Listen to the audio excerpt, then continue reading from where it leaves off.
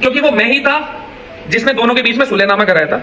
पर अभी जो एक फेक नैरेटिव सेट करा जा रहा है ना कि हम तुम्हारे एरिया में आ गए, तुम्हें दबा के चले गए, कुछ नहीं हुआ, तो ये चीजें मत करो। अगर कुछ करना होता आप वहां कर लेते। तो क्या अब रजत दलाल ने भी एलवी यादव और प्रिंस के झगड़े को लेकर प्रिंस नोला को रिप्लाई दिया? दरअसल आप सभी को एलवी यादव और प्रिंस के झगड़े के बारे में तो पता ही होगा, जिसके बाद इन दोनों के बीच में कॉम्प्रोमाइज भी हुआ था। लेकिन अभी एलवी यादव और प्रिंस के बीच में जो रोडीज में झगड़ा हुआ था, उसमें प्रिंस नोला ने एलवी यादव से कहा था कि ऑनलाइन बदमाश, हम तुम्हारे हरियाणा गुड़गांव में आकर चले गए, तुम कुछ नहीं उखाड़ पाए। और कल प्रिंस नोला ने जो एलवी यादव और उनके फैंस को रिप्लाई दिया था, उन सभी चीजों को लेकर रजत दलाल ने कुछ ये कहा। भाई पहले तो सारे भाइयों को राम राम।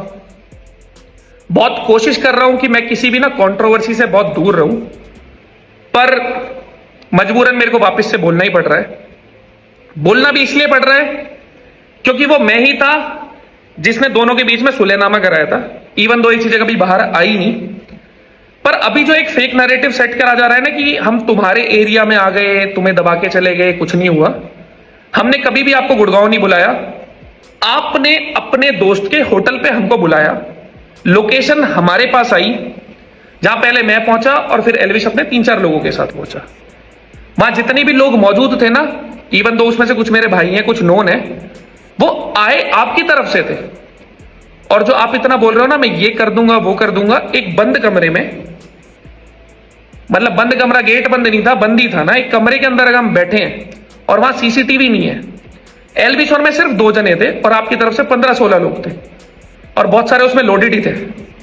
अगर वहां भी हम खुल के बोल रहे हैं ना कि कोई उंगली तो लगाओ, तो ये चीजें मत करो। अगर कुछ करना होता आप वहां कर लेते। आपने वहां पे एक प्यारी सी वीडियो बना ली, भाई हैं, सब खत्म हो गया। अब मौका अलग देख के आप उसका फायदा उठाने की कोशिश कर रहे हो। देखो मैंने चोट खा रखी है प्रशासन की, एलविश ने भी खा रखी है, आपने अब तक खाई नहीं है, तो आपको ऐसा लग रहा है कुछ होता नहीं है। देखो भाई, आपका भी एक परिवार है और हमारा भी एक परिवार है, उन पे ध्यान दो बजाय इन सब चीजों में पड़ने के। आपने इतना सा भी ना, इतना सा किसी को नहीं दाबा। हम नहीं कह रहे हमने आपको दाबा, पर म्यूचुअल रिस्पेक्ट के साथ अगर कोई चीज खत्म हुई है ना, और बहुत अच्छे नोट पे खत्म हुई है, तो उसको वैसे ही रहने दो, इन चीजों को आगे मत बढ़ाओ। और अगर फिर भी आपको कुछ अलग ही इच्छा हो तो देखो, पहल तो हम करेंगे नहीं, आप पहल करके देख लेना। मेरे पार्ट पे दूसरी वीडियो नहीं आएगी, पर होना होगा जो हो जाएगा। तो बड़ी मेहरबानी होगी कि आप भी शांति की तरफ ध्यान दो और हमें भी देने दो, क्योंकि ऊपर वाले के करम से आजकल समय ऐसा चल रहा है कि हम बहुत बिजी चल रहे हैं।